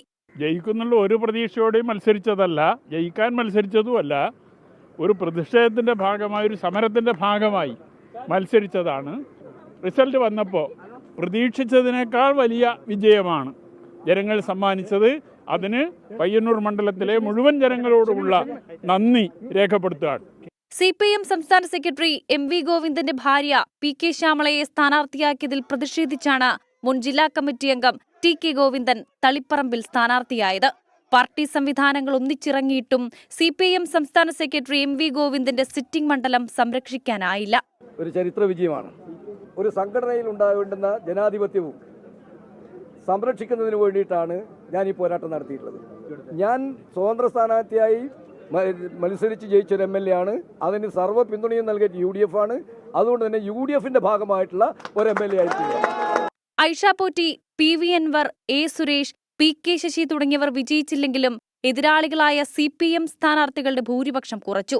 എങ്കിലും CPIM കോട്ടകളെ വിറപ്പിച്ച 3 നേതാക്കളുടെ വിജയം പാർട്ടി നേതൃത്വത്തെ ഇരുത്തി ചിന്തിപ്പിക്കും. Election desk 24.